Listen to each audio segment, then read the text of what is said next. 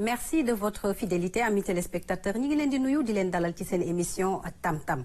C'est sur la RTS 2 et tous les jeudis di ngeen am connaître ses droits avec Maria.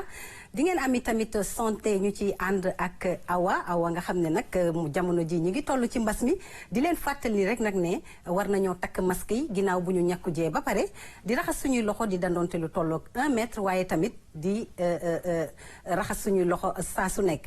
alors bu ñu loolu weesoo dinañ ñëw ci Amina Bokoum nag tey astuce et beauté dinañu fas yéene indil lu am solo muy soin boo xamante ne anti-rides lay doon. alors sans plus tarder damay nuyu ki nga xamante ne mooy def connaître ses droits muy Maria nuyu naa la di am mbégte dalal la fii ci plateau du jeudi. plaisir partagé Rougui c'est un plaisir pour moi fego ak yow ci plateau bi fego ak sama naataango yi Aminata Bokoum ak Awa di nuyu suñu invité bi. tout à fait suñu invité boobu di maître Malick Sall ñu am mbégte dalal ko moom tamit ci plateau bi tout à l'heure dinañu ñëw ci moom daal di koy nuyu waaye tamit Awa dans santé Awa nuyu naa la di la dalal.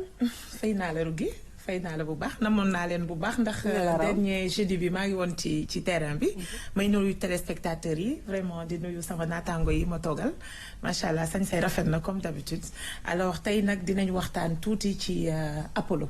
ci Apollo la ñuy ñëw Apollo bi ñu daan wooye Apollo 12. d'accord moom la ñuy waxtaanee tey ci biir santé waaw incha allah. d'accord ci kanam lay doon waaye tamit Amina Bokoum dans astuce et beauté c'est un plaisir de t'accueillir sur le plateau nga defaat rek ni nga daan defaat ni nga doon def. Rougui maa ngi lay fay di nuyu téléspectateurs yi seetaan RTS 2 di nuyu Maria di nuyu Awa di nuyu suñu invité bi tey nag li ma leen indil mooy soin anti-rides laa leen indil ci kanam di xuusee ci waxtaan bi tuuti dinaa leen expliquer naka lay demee incha allah.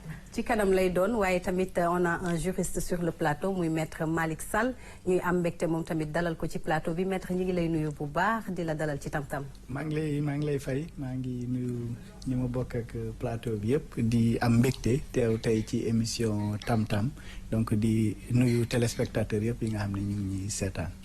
très bien dañuy dem régie dellu si waat et on attaque notre première chronique et c'est tout de suite.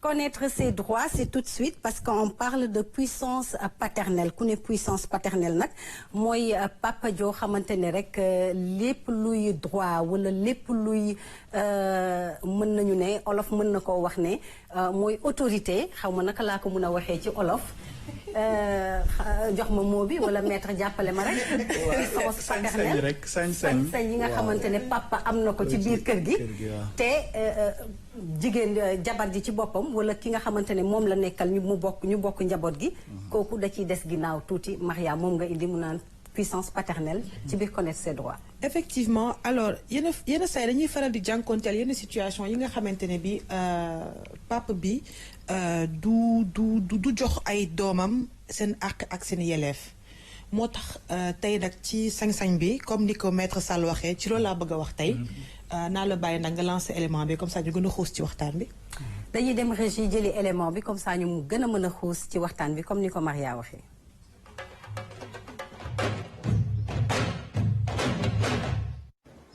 maa ngi woon tey ci seen émission ngir expliquer leen sama problème parce que damaa jaaxle te xaw ma lu may def dama doon seet benn waay ñu def 5 ans de mariage am ci benn doom bu góor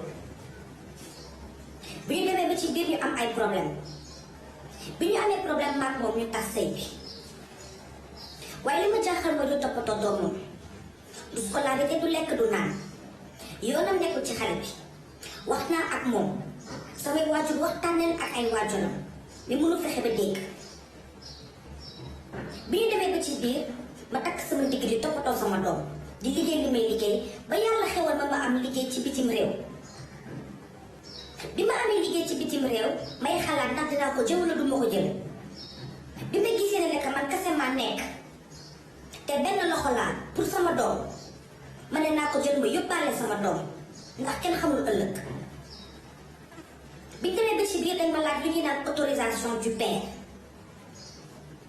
may laaj papam pour mu defal ma autorisation ma yóbbu xale bi pap bi dafa bañ mu ne moom lu tax ma yóbbu doomam man naa demal sama bopp bàyyi fi xale bi te man mënuma comprendre ne que depuis bi ñu tasee man ak moom ça fait léegi 3 ans mënoo fexe ba fay scolarité xale bi mënoo fexe ba jox ko mu lekk mënoo fexe ba jox ko mu naan man damaa jaaxle bëgg a xam lan la ci yoon wax ndax mën naa dem sans papier boobu noonu ñuy wax wala naka lay def ba yoon def ba yoon may ma ba ma mën a am kayit boobu parce que dama jaaxle jërëjëf.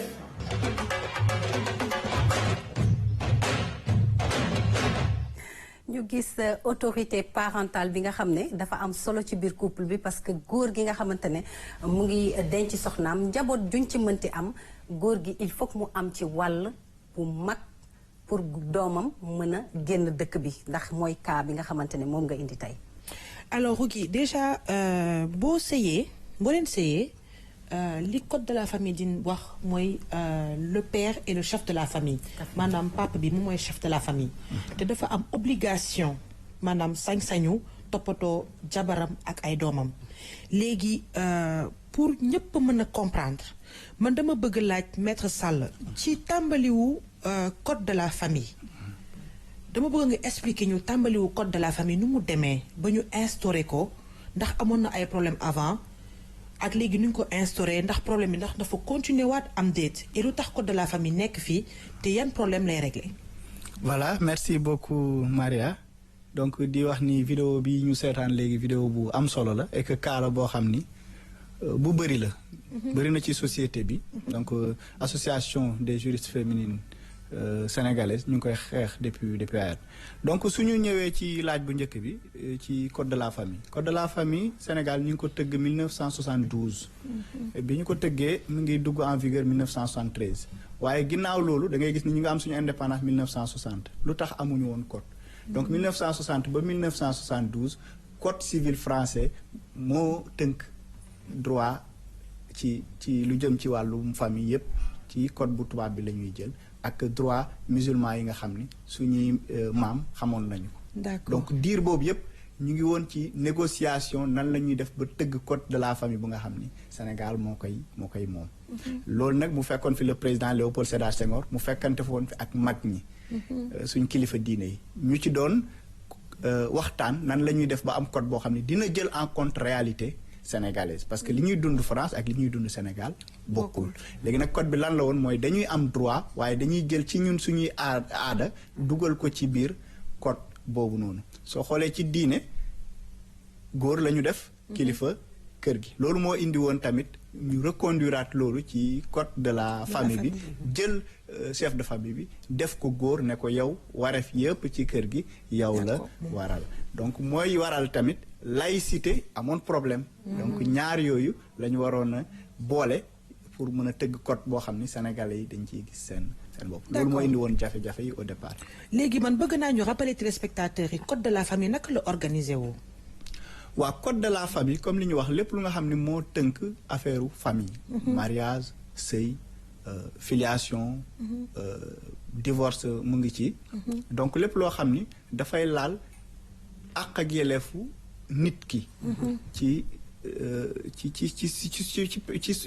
biir société bi donc loolu mooy code de la famille donc lépp luy sëy lépp luy filiation ci code de la famille boobu la nekk wax léegi man balaa maa jox parole peut-être sama mbokku chroniqueuse yi man bëgg naa ci cas bi nii ñu wax si en cas de parent démissionnaire parce que kii dama yaakaar ne papa bi dafa démissionné en fait te wax na ko nee na ko dafa fase jabar fase doom léegi lan la ci yoon wax waaw li ci yoon wax soo demee ci article 277 code de la famille moom moo ni autorité parentale pas autorité parentale puissance paternelle parents yi ñoo ko moom waaye ku góor ki moo koy exercer loolu mooy principe bi exception bi may nañ ko ci di nga gis ñeenti exception ci même article bi muy wax ni bi ci njëkk mooy déchéance bi ci topp mooy délégation ku góor ki sañ na délégué pouvoir bi boo ñëwee ci deuxième bi également mu ngi lay wax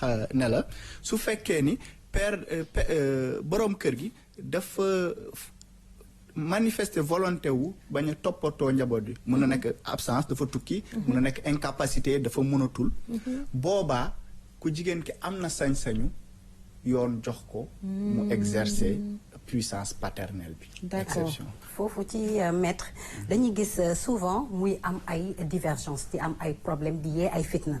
parce que comme kaawu ndaw si moom dafa tukki bëgg a yóbbu doomam waaye tant que amul autorisation parentale mënut a génnee doomam parfois dañuy gis ñaar yooyu dencante tas mu ne juruma doom ji nga yóbbaale ëmb par exemple mu ne juruma doom ji bu doom ji juddoo déclaration boobu mënoo ko am te boo demee naan yaa ngi déclaré sa doom peut-être bëgg koo jox sa sant dinañ la laaj ana baay ji xëy na sax mën nga ko déclarer mais am na fu muy toll di nga soxla autorisation du père pour mu génn dëkk bi wala pour lépp loo xamante ne war nga koo defal xale boobu lan la ci yoon wax. waaw loolu juriste yu bëri dañ ko naqarlu mun nañ ci citer l'éminent juriste Isaac Yankoba nga xam ni ñun ñëpp dañ koy mooy suñu kilifa.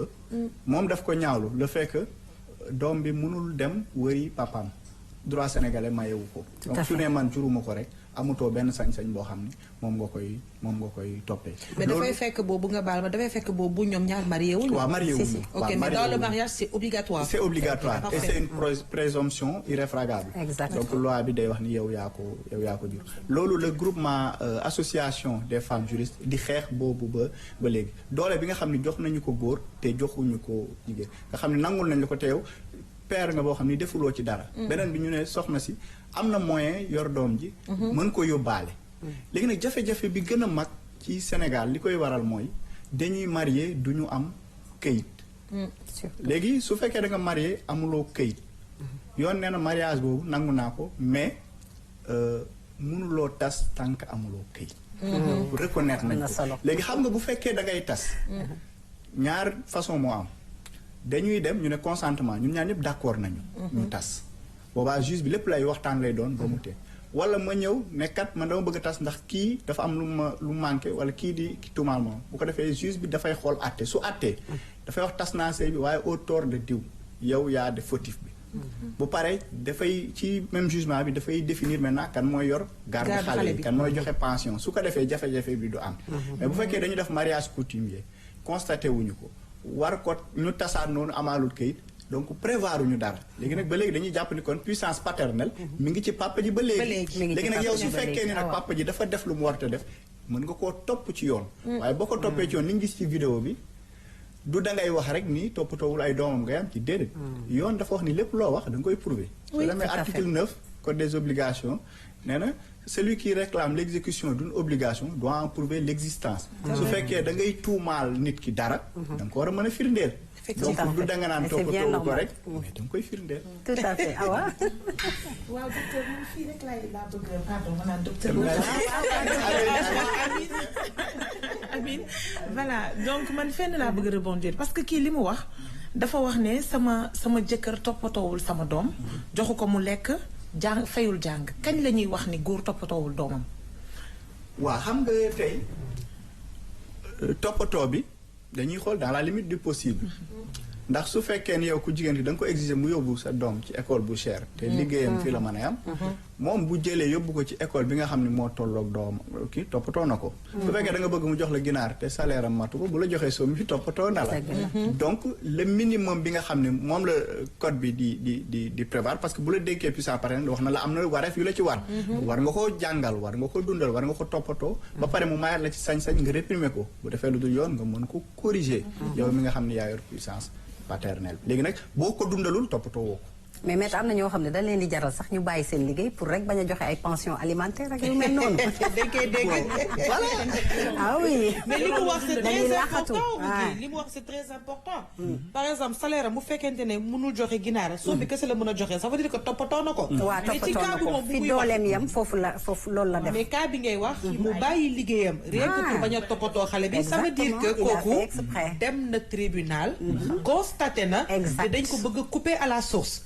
maître doo ñu firndeel loolu s'il te plaît. waaw pension alimentaire bëri na problème bu rëy ci Sénégal. comme li ma wax toujours ci divorce bi lay demee. ndax ci biir divorce bi bu ko juge bi kii ci lay définir loolu yëpp. foofu lay amee. bu ko defee ci lay xool ni yow mii sëy bi kat yow yaa indi jafe-jafe ba mu tas. kon nag yow boo xasee ba perdre procès bi. daan yu bëri yow mën naa ñëw tegu sa kaw te obligation la bu nga xam ni. buñ ko tegee sa kaw da nga ko war a fay for su fekkee defoo ko dafay delluwaat rek ci juge bi nga xam ne moo ko àtte woon xamal ko ne ko kii waaye comme li ma wax ci droit bokkul ak waxtaan ak niw lépp loo allégation boo teg da nga koy firndeel ndax ci vidéo bi dañuy gis ma rebondir ki terminer foofu dañu gis mu ngi wax ni fayul jàngam maa koy fay donc moom war na firnde ni moom mooy fay jàngu xale bi bu dee école jox nañ ko reçu daf ko war a prouver devant le juge bu ko defee day def requête boole ko preuve bi war na juge bi ne ko maa koy kii su ko defee juge bi mën na retirer puissance paternelle bi ci papa ji jox ko yaay ji Amina. waaw man dama gis ne ki situation yu mel nii jigéen bi moo ci gën a sonn par exemple da nga am pression société bi mère yi boo nee sama jëkkër dama ko yóbbu tribunal ñu ne la mukk du ki dal soo ko defee da ngeen naan sa doom bu màggee yaa yóbbu woon sa papa tribunal ainsi de suite ba pare jigéen yu bëri xamuñu seen droit parce que da nga gis koo xamante ne papa gi dafa démissionné du ko jox du leen jox dund du leen yóbbu école et tout ça mais boo ñëwee di ko recadrer ne ko pas recadrer di ko conseiller ne ko il faut nga dem tribunal nangam sangam xam nga lu ñu lay wax loolu ça demande beaucoup d'argent man aw ma xaalis aw ma nangam léegi genre waaw voilà mais genre jigéen yooyu nga xamante ne xamuñu seen droit ñoom bu ñu bëggee ku leen dimbali fan la ñuy ci vers kan la ñuy dem sukkandiku ci ñoom pour ñu jàppale leen ci seen situation parce que genre yooyu dañu fee bari torop effectivement dëgg bu wér nga wax te loolu du ci question de droit de la famille ci yëpp ba ci droit social ba ci fépp foo dem toujours nit ki dafay ragal a dem yoon jarul ragal parce que yoon dañ ko fi teg pour nit ñi absolument bu ñu amee ay problème mu mun ko régler bu fekkee kaaw ku jigéen kii requête rek lay bind jafewul léeg-léeg nit ñi dañ dul xam rek mais jafewul ndax yow da ngay bind requête juge bi maanaam da ngay comme lettre booy bind juge ne ko kat dama am jafe-jafe ci nàngam bëggoon kat nga attema ci jël preuve yi boole ci jébbal ko moom mu convoqué partie yi bu fekkee ci yu mel ni code de la famille audience publique lay nekk duñ ko attee fu ñuy attee nit ñi ñëpp teew déedéet juróom ngeen di kiyee lépp donc foofu la koy rési du lu jafe bi ci des mooy problème moom bu ñu ko amee da nga koy régler boo ko réglé wul di ko nëppal ndax nangam mën na la juralaat yu ëpp yooyu noonu alors comme ni nga ko waxee rek man dama bëgg tey ñu ñëw ci kaawu ndax autorité parentale boobu ndax mën nañ ko partager mais boobu que ce soit dans le cadre du mariage maanaam bu ñu nekkee ci biir sëy est-ce que ñaari parents yi mën nañ partager puissance paternelle parce que après bëgg naa nga firndeel ñu puissance paternelle ak autorité parentale lan mooy différence bi. voilà bon bu dee droit sénégalais suñu yemee rek ci article bi li mu wax. mooy ñoom ñoo ko bokk waaye ku góor ki moo koy exercer. code de la famille lu leer la donc mënuñu ko partager. parfait nag puissance paternelle ak autorité parentale da ngay gis droit français da lay wax autorité parentale parce que ñoom puissance paternelle lañ doon wax waaye bi ñu ñëwee ba ci atum 1970. ci la ñu changé ñoom indi autorité parentale léegi di wax ni kon ni ko góor gi mën a yoree bu ñu xoolee ni mooy liggéey moo yor lépp jigéen gi bu ñu gisee situation moo gën a favorable te moo gën a mën a yor njaboot gi ñu jox ko loolu nag la association des femmes juristes Sénégal di xeex pour ñu jóg ci puissance paternelle nga xam ni góor gi la ñuy jox doole yëpp léeg-léeg ñu mën koo jox jigéen gi wala sax ñu leen koy boole ñu koy bokk kii fare wàll bi kii fare wàll bale situation favorable voilà bu dee jigéen ji moo ëpp moyen wala voilà waaw bon mën na nekk ci moyen mën na nekk ci statut ok par exemple tey su fekkee ni des parents séparés papa ji day tukki wala day dem feneen yaay ji xëy na mën na nekk jàngalekat mën na nekk structure bu nga xamante ni pour éducation doom bi mel nu mu kiyee xëy na jox ko moom moo gën waaye loolu yëpp juge moo koy apprécier waaw juge moo laissé à l'appréciation du juge mu xool kan moo ci gën a vous guichez une dernière question. Vas-y rapidement pour terminer alors. une dernière question. te balaa dernière question bi. dama bëggoon. yaa ngi ci ñambaasa. ñu waaw xam nga rek xam nga daal mbir mi nu mu demee la. xam nga alors ku jigéen ki pour conclure. moom na indi preuve lépp preuve yu leer yépp yi nga xamante ne bii mooy wane ne que moom mooy toppatoo doomam que ce soit des reçus d'école et cetera mu def requête yóbbu ko juge bi pour mën a obtenir gain de cause c'est bien ça oui c'est ça très bien léegi ma dernière question dama déggoon ni que am na parent bu mën a porter plainte doomam bu majeur di liggéey pour défaut d'entretien est-ce que c'est vrai oui Oui, c'est vrai. Maintenant, d'accord, je refuse pas. Si ce parent était un parent démissionnaire maanaam bu meloon ni pape comme pape pour reportage bi est-ce que tey doomam bu màggee mën na ko porter plainte pour défaut d'entretien.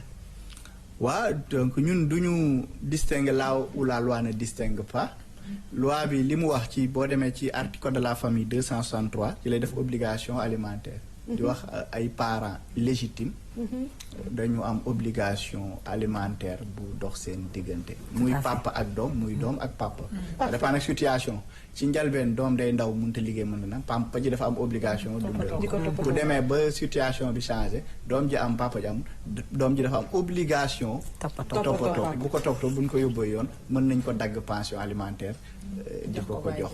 Rougui, tu veux ce sujet-là pour jeudi prochain? Bien sûr, j'allais te le dire hein maa ngi doon ñëw ne la boobu nag da nga ko war a indi parce que c'est très important et c'est courant hein c'est un cas très courant. Alors maître pour finir rek damay gis am na ñoo xamante ne par exemple comme ni nga wax ne situation favorable chez la femme ou chez l'homme parfois da ngay gis jigéen bi moo gën a am revenu wala prise en charge médicale boo xam ne par exemple fi muy liggéeyee mën na jël doomam en charge alors que jëkkër ji mënu ko mais parfois dañuy bañ bu divorce amee ñu jël garde yi jox ko xale ku góor ki automatiquement parce que moom moo ko doon toppatoo lan la loi wax foofu.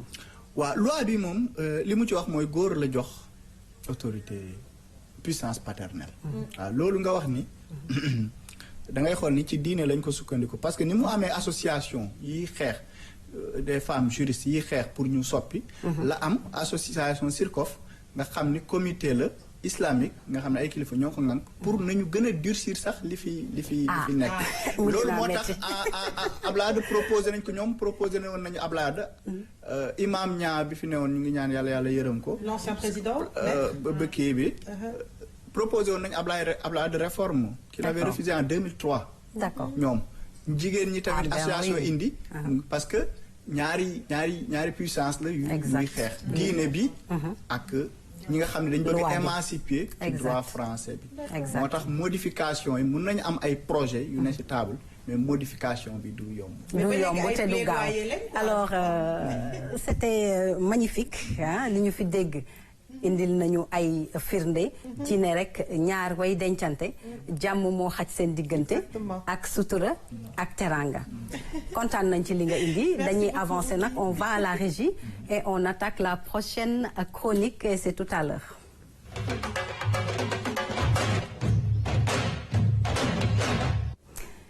alors tey ñu war a ñëw ci li nga xam ne mooy conjonctivite ñu naan ko wànnent mu doon lu bari nag ci jamono ji parce que dem nañ sax ba du ci tudd mbas mi te nag yàgg na fi sonal nañu nekk irritation boo xamante ne mi ngi jàpp lii di bët tey moom nga fas yéene indi génn ci askan bi waaye tamit wax lan la jote ak corona. waaw Rougui conjonctivite wala Apollo wala wanent moom la ñuy waxtaanee tey muy benn phénomène bi xew fan yi mu jaaxal ñu nag à un moment ñëpp dañu yaakaaroon ne moom ak Covid dañoo lié am na ñuy wax sax ne Covid la léegi nag moo tax ñu dem seeti professeur Ndiaye pour mu wax ñu moom lan la ci xalaat waaw donc lim ci xalaat nag yaatu na lool après dinañ am occasion seetaan ko mais nit ñi li ñu xalaat ak li am du benn conjonctivite am na existé na Covid am na mais nag conjonctivite aussi dafa nekk ci période am d'accord maanaam moment bi moment wu chaleur moment wu poussière ak yooyu mooy indi pratiquement Apollo donc du symptôme Covid bokk na am na moment bi nga xam ne Covid mën na ànd ak ay métitu bët comme ni mu koy waxee mën nga am Covid début bi nga am problème mu bët ci diggi Covid bi nga am problème mu bët ci fin Covid bi aussi nga am problème mu bët alors pour am firnde boobu yëpp dañuy dem seetaani élément bi dellu siwaat gën ci mën a waxtaan. Comme vous le savez, l'ophtalmologie est une spécialité. Comme ni ñu ko xamee feebaru bët boo koy faj dafa laaj jege yoo. La première, c'est que nous avons une très grande proximité avec les patients qui sont à 30 centimètres du médecin. Le second aspect, c'est que la Covid mën na jaare ci bët ndax rangooñ yi mën nañu indi infection. Dès l'installation de la pandémie au Sénégal, nous avons très tôt pris les mesures. bi feebar bi tàmbalee ba léegi dañoo wàññi nit yi fii ñëw saytu nañu suñuy bagaasu liggéeyukaay ba noppi D'autre part, nous avons limité les flux en termes de gestion des rendez-vous et des tranches horaires que nous avions. ñu yokk ko te lépp méngoo ak geste barrière yi pour consultation yi nañu xam ni ñi am Covid mën nañoo am mettitu bët bu feebar bi di door ci digg bi ak buy jeex mën naa bàyyi dara bu dee fajuñu ko ni mu waree. Ou bien à la fin. Ce sont des différentes manifestations. Par contre, certaines de ces manifestations, si elles ne sont pas... waaye bu fekkee ni Apollo kese la du bàyyi dara. Au niveau de l'œil. Ça, c'est quand il s'agit de problèmes qui sont en rapport avec l'UV, qui sont le tissu vasculaire de l'œil ou en rapport avec la rétine. Mais ceux qui ont des conjonctivites simples, si on peut s'expliquer... fi ñu toll nii am nañu am Covid bu ànd ak ay bët yu metti am nañu am Apollo kese.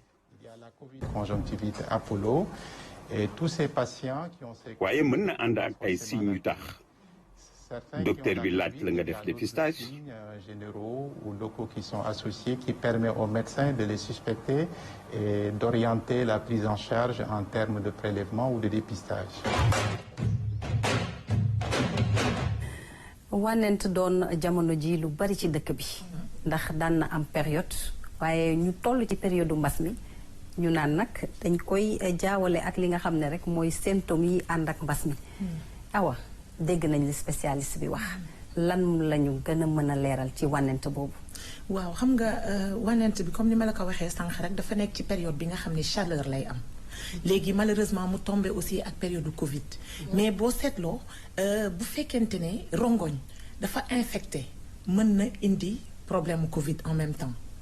donc bu wànnent am na. mais wànnent bu ànd ak Covid aussi am na maanaam dafa mel ni nga feebar. am beneen feebar am Covid. bu ñëw fekk si. waaw donc wànnent am na mais am na ñi nga xam ne seeni Covid dafay ànd ak mettitu bët. mais wànnent normalement bu jaaree yoon bët yi du xonq ba pare du bu jooyee jooy bi du infecté.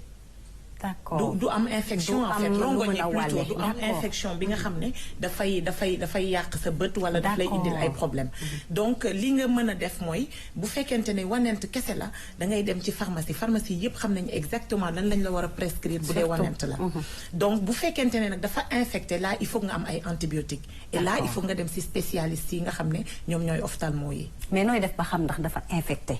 waaw pour un premier temps wànnent normalement dina metti mais du doon douleur yu atroce yooyu. d'accord ba pare bët yi du xonq. d'accord waaw bët yi du xonq bu commencé xonq rek ça veut dire que mu ngi commencé am infection bi nga xam ne normalul mais wànnent rek du xonqal ay bët. d'accord mais nooy xamee ne par exemple bu fekkee wànnent bi nga njëkk a am amoo Covid. waaw nooy xamee ne Covid baa ngi ci léegi yow une fois mu dal la rek li ngay njëkk a def mooy dem ci pharmacien yi ñoom ñëpp am nañu ordonnance bi ñuy jox sérum lañ lay jox nga raxas say bët. quelques jours mu arrêté mais bu fekkente ne dafa rouge nag ak yooyu ça veut dire que am na infection. tout à fait bu amee infection nag il faut que mu am antibiotique. et antibiotique boobu il faut nga utiliser ko pendant une semaine pour éviter mu am effet de résistance. effet de résistance mooy bu dee da nga ko def 3 jours nga bàyyi day mel ni microbe yi indi infection yi dañuy gën a am doole. parce que garab gi nga leen di utiliser. ci la ñuy naan ba màndi. ñu daal di rebondir et du coup loolu mën na dem ba mu indi la ay complications. parce que wànnent mën na dem sax ba jox la ay taab. wànnent mën na dem ba gumbaloo la si c'est mal soigné. d'accord waaw donc vraiment foofu moom il faut que nit ñi bàyyi ci xel et ñi mu gën a sonal nag mooy diabétique yi. waaw diabétique yi moom vraiment wànnent daf leen sonal parce que dina dem ba à un certain moment day muur sax seen bët. parce que ñoom dafa am ndox bi nga xam ne moo war a nekk xëy na ci olof bi dafay xaw a compliqué. mais ndox la bi nga xam ne dafa war a nekk ci seen bët. normalement loolu mooy faciliter vision beeg yooyu noonu. mais boo amee diabète rek day mel ni loolu dafay xaw a wow. donc képp ki nga xam ne dafa diabétique dafa war di dem. régulièrement en fait régulièrement c'est trop dur mais une fois par an dafa war a dem seeti ophtalmo parce que ñun ñëpp dañoo am faiblesse su bët mais diabétique yi seen faiblesse moo gën a graaw Maria waaw man da nga ma jaaxal parce que da ngeen ne ça s'appelle comment encore naka nga ko waxee ci wolof oui conjonctivite naka nga ko waxee ci wolof wànnent Apollo Maria bu ma rey la ñuy wax wànnent xanaa xam nga Apollo bàyyi ma jafandu xam nga Apollo bàyyi ma jafandu ci wànnent bi rek léegi sànq da ngeen ne que normalement sa bët yi du xonq boo ko amee mais lan ñun Sénégal fii à chaque fois bët yi il faut mu xonq forcément xam nga souvent nit ñi dañoo am tendance gis nga même geste barrière yi je pense que ci wanent lañ ko war a njëkk a def. c'est vrai. parce que souvent c'est spontané su sa bët méttee rek da ngay def say loxo. Exactement. et est-ce que désinfecté nga sa loxo avant nga ko ciy def. donc peut-être que infection bi tax muy rouge ñun ñoo koy apporter suñuy bët. parce que il suffit da ngay am tendance day mel ni ay suuf. day xajam léegi yow. naturellement da nga koy def sa loxo alors que peut-être loxo yi setul ak yooyu mu indil la nag infection. moo tax à chaque fois booy dégg nit ne dama Apollo tant que sa bët yi xonxul doo ko gëm wala dara wala doo ko faj. très bien donc c'est parfait alors. d'accord alors. waaw aca ñëwal après maître ñëw. man dama gis ne avant Covid bi. Apollo dafa amoon période. maanaam ci nawet bi ñu nekk nii. léegi nag li ma lay laaj yow tey yaay docteur li ma lay laaj mooy lan moo tax wànnent gaaw a wàlle par exemple ñun dañ doon wax naan yii ko wànnent boo ko xoolee rek da lay wàll lan moo tax mu gaaw a wàlle noonu. waaw xam nga wanent phase d'incubation bi dafa gaaw. xam nga Covid déggoon nañ fi pour incubation bi am il faut 14 jours. mais wanent 1 jour la. 24 heures dafa gaaw ba nga xam ni il suffit mu am benn contact bu ndaw rek mu wàll la. kon donc ku ko am il faut ngay raxas say loxo ak saabu désinfecté geste barrière yi il faut nga d'abord moment bii ñu toll nii vraiment on demande à tout le monde ñu ngi ñaan ñëpp ku am wanent lépp li nga xam ne da nga koy def pour éviter Covid da nga koy def en même temps da ngay raxas sa loxo ak gel wala nga raxas sa loxo ak saabu. saabu bi nag aussi du saabu parfumé. saabu ordinaire bi ngay utiliser. ba pare pour un premier temps defal sa masque. takkal masque parce que mën na ànd ak Covid. donc mën na am yow nga yaakaar ne dama am juste wanent donc amul Covid ak yooyu noonu mais wanent Covid mën na nekk ci gannaawam aussi. c'est pas que Covid bi wanent gi ñu gis Covid la. mais wanent mën na ànd ak Covid léegi nag pour protéger ñi nga nekkal. da ngay takk masque jël sa gel ba pare nga respecter sa distanciation sociale. verre yi nag lu mu ci. takkum verre yi nëbbatu dañuy nëbbu nag. waaw dañuy bañ ñu xam ko. alors maître dañuy bañ ñu xam ko. macha allah élément bi am na solo. man laaj bi ba koy bëgg a laaj rek mooy. dañuy gis jamono bu nit ñi amee Apollo ñu ne dañ toll ci période am. j'ai l'impression kon feebar bu périodique la buy ñëw par période. est-ce que suñu médecins yi wala réew mi état mu ngi ciy jël matukaay xam ni kat nawet bi souvent lañ koy gis di gis comme ni ñuy amee paludisme nga xam ne nawet bu ñëwee mi ngi ñëw. Apollo tout le temps dañ koy gis période boobu ndax xeex bi ñu ngi ciy anticiper li bàyyi ba mu ñëw rek ñu kii ci. waaw peut-être que foofu dina xaw a compliqué tuuti ma joxe benn réponse bu exact mais je sais que ni léegi système ophtalmo yi c'est vraiment ouvert ñoom peut-être que foofu la ñu gën a accentuer seeni mbir mooy que ñu am soutien bi nga xam ne population bi la ñuy soutenir ci situation bi bu demee noonu et je sais que accessibilité bi parce que garab bi aussi ci pharmacie yi ça ne coûte pas grand-chose entre guillemets ak ñi ma ko sañ a wax donc ñu ngi motiver nit ñi à ce que xam nañ ni période bi la comme peut-être nu ñuy lutter contre paludisme c'est plus visible moo gën a leer et tout mais ñàkkul ne ñu ngi def seeni jël seen matuwaay ci suuf en attendant ñuy am ay résultats. waaw alors pour finir Rougui dañuy conseiller nit ñi souvent Sénégal dafa bëri ay médecins ci kër yi. bu wanent amee par exemple dinañ la ne def ci ndoxu géej. dëgg la seulement ko. ndoxu géej kenn du ko def ci bët. man yàgg naa seulement ndoxu géej. déedéet man yàgg naa seulement ndoxu géej. maa la ko wax de Amina rek ndoxu géej. kenn du ko def ci bët. bi ma nekkee dama daan Apollo di sën wuti ndoxu géej. di ko seulement parce qu'on dit que peut-être dafa am xorom mais xorom yooyu noonu da koy rey naka lañ koy fajee parce que comme ni nga waxee am na ay médecins ci biir kër yi. dañu ne la waa avec automédication. médecin yi non conjonctivite daal muy Apollo. di wanent boo ko amee demal pharmacie. buñ lay début bi dañ lay jox sérum. mooy bu simple bi. day mel ni ndox la. bi ngay def mu raxas sa bët yi nga wér dem sa yoon. su fekkente ne nag commencé na rouge. commencé na xonq muy am ay laas ak yooyu noonu. dañ lay jox antibiotique. antibiotique bi pendant 1 semaine la traitement bi di durée. kenn du def buy ci ay bëtam. waaw Sénégal dañ koy def man gis naa ñoo xamante ne dangay wànnante sax mais naan la def ci limon. déedéet ndoxu limon yooyu yëpp bokk ci ndoxu limon bi pharmacie ngay jëndee sa garab. sa nga wér donc donc vraiment loolu moom c'est très important. nañu bàyyi parce que bët dafa sacré. dafa sacré benn yoon nga koy am sensible en benn même yoon nga temps. koy am dafa day sensible gaaw a te yooyu irrité ñuy aussi. def noonu yëpp mën na indi infection bi nga xam ne di Tout nga à dem ba fait. ñàkk sa vision. Dëgg la. et je pense que loolu moom am na lu ko gën. Exactement. pharmacie yëpp proximité am na fi. Surtout. donc bu la dara dalee daal demal ci pharmacie bi ñu jox la li ci war nga faju nekk ci jàmm.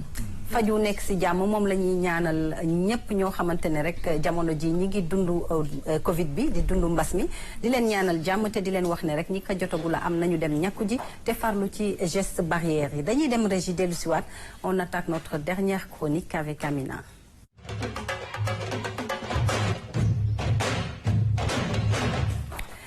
alors tey nag dañu boole céréales boole tubercule ñëw ci nen fas yéene cee def benn mélange boo xam ne baax na ci soxna yi ñu fas yéene koo teewlu bu baax man de baax na ci man ndax buñ nee antiride maa nga ca kanam ñëpp ko soxla. xale yi nekk sama ginnaaw gis nga boo koy def Amina doxalal boo koy def de ragal naa nga ñu naan la waaru gi yow danga rajeunir. dangaa waa sànni luy 10 sa ans secret. waaw maa la ko wax de xam nga ñun jigéen ñi loolu lañu bëgg a dégg. loolu rek lañu bëgg waaw rugi tey li ma leen indil mooy benn mélange antiride à base de pomme de terre bi nag maa def exprès xolliwuma ko pour mën a pour won jigéen ñi seetaan naka la ñuy utiliser boo bëggee jus de pomme de terre naka nga koy def te doo sonn. su fekkee amoo mixeur.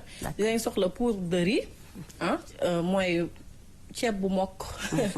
sungufu ceeb rek waaw merci waaw sungufu ceeb dinañ soxla blanc d'œuf. léegi pomme de terre dinañ ko mën a gisaale rek. nga koy wanaale suñu téléspectateur léegi ma ñëw pomme de terre baa ngi nii. ma ñëw ci pomme de terre bi dañ koy xolli. damay xolli pomme de terre bi. pomme de terre bi dafa am ay ferñeent yoo xamante ne. day dindi point noir yi. d'accord. en même temps. da koy nettoyer ba mu set. voilà lekk lañ ko xamee woon de. ii pomme de terre dafa baax ci kanam di ci purée di ci gratin. déedéet pomme de terre dafa baax ci kanam. ma wan leen vite fait. nu ñuy utiliser. jus de pomme de terre bi léegi nii voilà soo jëlee sa pomme de terre. nga xolli ko ba pare. xaaral ma def nii jegel susi voilà man bu sew bi ngay jël nga râpé ko. d'accord bii nii. nu mu gën a sewee ndax jus bi mën a gën a génn. d'accord boo ko râpé nii.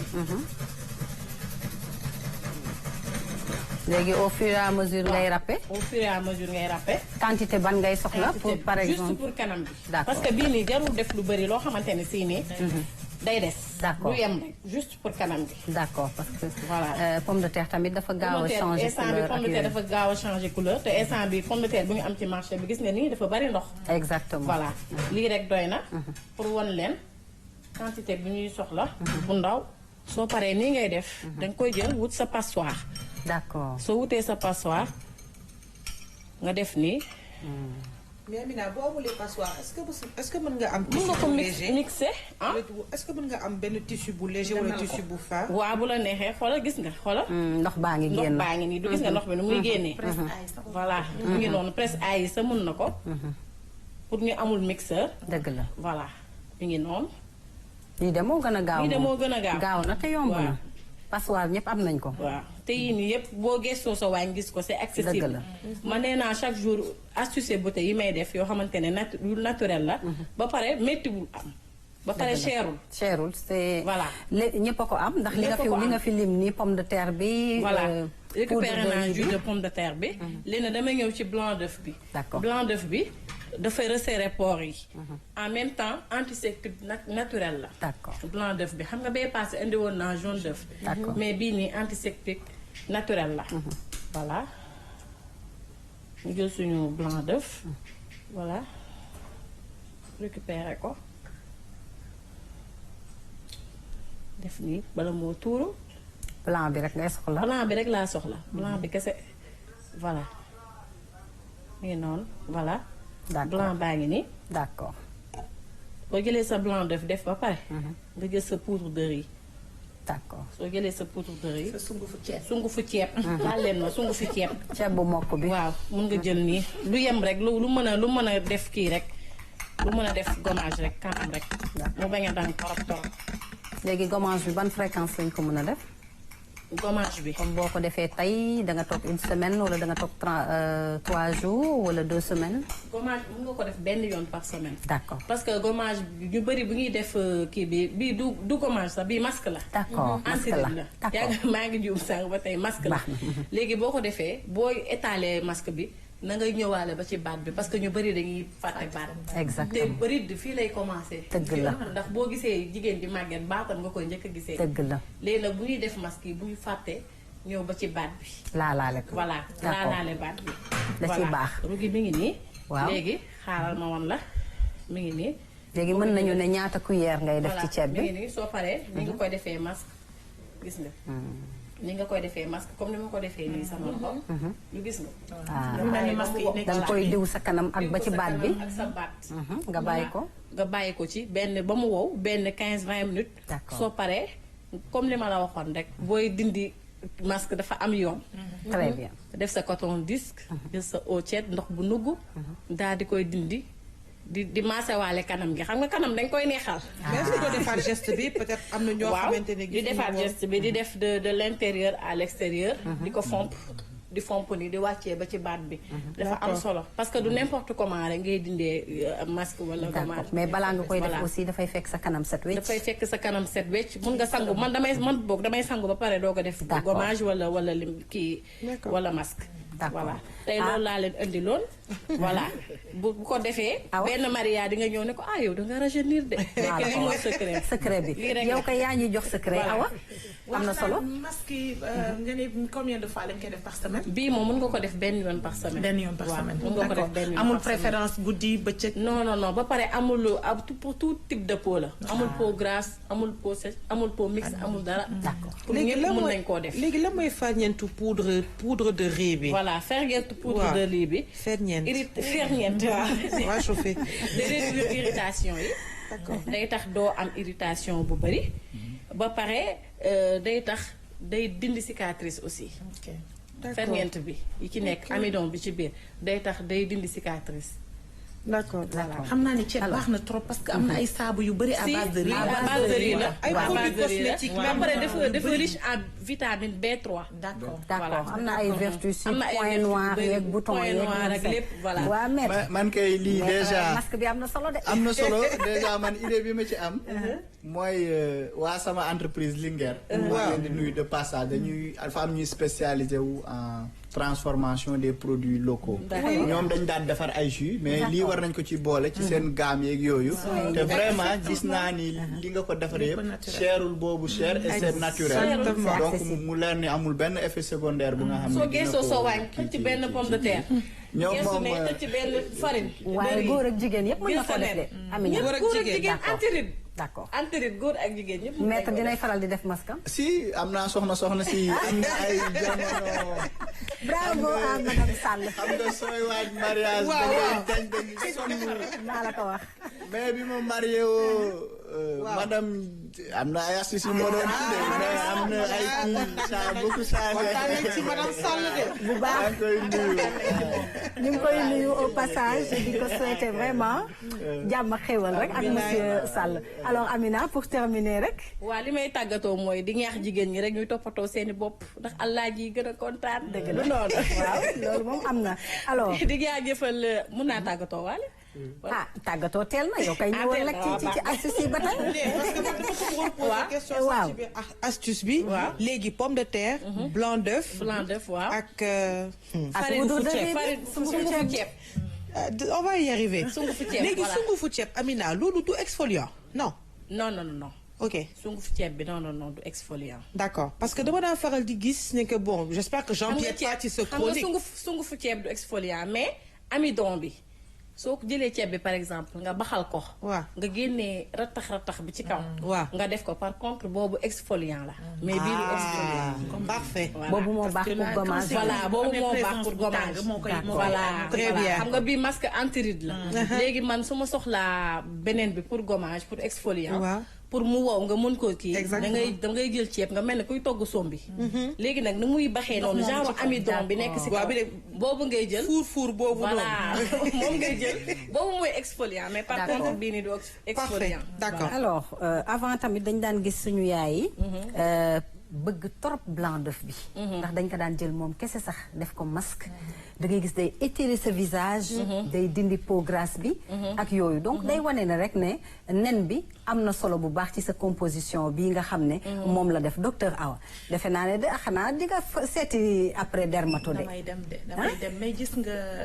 maam yi fañ tegoon seen tànk balaay buñ ko fa jëlewul dara du ba set dañuy tourner rek on fait le tour rek après dañuy dellu si waat dañuy dellu si waat ci ñoom ñëw ci soins naturels parce que bii c'est naturel voilà vraiment c'est naturel et puis comme li mu wax rek c'est accessible exactement ku ci nekk mën nga ko def et dafay souder le couple tout à fait xam nga lu mel nii facilement mën nga ko def yow ak monsieur yëpp mais bien sûr nga ne ko kaay ma diwal la nga diwal ma activité la en même temps détente et bien-être Amina tey nag duggoo foofu te loolu yëpp ci tam-tam rek nga ko mën a amee nag maa la wax lii alors te nag loo si xamul Maria daf ko soxla bu baax si parce que détente la nag te am na loo xamante ne bien-être bi muy procurer ba pare blanc d'œuf bi day hydraté en même temps peau bi da koy hydraté bu baax a baax a baax blanc d'œuf bi da koy hydraté en même temps léegi donc ce qu'on va faire après danga may defaral masque bi des na si yow. nga defaral ma ko comme ça Anna mën ma jël. Anna yaa ngi may jël. mais pomme de terre bi aussi dafa am solo. ndaxte dañuy faral di wax ne sax boo ko daggee en rondelle. nga teg ko ci say point noir say bouton ñun nga xam ne peau grasse yi. daf ñuy faral di yàpp di ko ci frotter. dina ko rey mais aussi dina tax sa point noir yi. point noir yi daf koy voilà day nettoyer peau bi en profondeur. très bien ba pare di dindi point noir yi. pomme de terre jus de pomme de terre dafa am solo ci épiderme. d'accord voilà dafa am solo ci épiderme. alors dañ lay bàyyi rek kon nga jaaree fa tàggatoo. waaw maa ngi non doo tàggatoo. Ah non, c'est son anniversaire. C'est son anniversaire. Mais maa ngi ciy ñëw damay xool ndax da koy fàtte wala du ko fàtte damay xaar lu ne. Non mais dañ lay woyal wala dañ lay feccal wala tey lan. Tu es la reine du jour. mu ngi tàggatoo damay imposer lu ma neex. c'est son anniversaire. yow defal lu la neex. yow daal da ngeen may woyal ba pare man ma mu ngi tàggatoo. On va en profiter alors. Bàyyi rek wuy bi. Pour souhaiter la en tout cas un joyeux anniversaire. Merci beaucoup. di la ñaanal gudd fan. di la ñaanal wér. di la ñaanal yokkute ba nga yëg ko. li nga bëgg ci sa xol nag yow yaa ko xam. ñi lay ñaanal rek yàlla defal lépp. waaw di jaajëfal téléspectateurs yi seetaan tam-tam. wax dëgg yàlla démb si minuit ba tey nag man xama woon ne sax nii laa mel si nit ñi message yi di dàqante vidéo yi di dàqante. di leen wax merci. Mansour jëlal daal yi tey la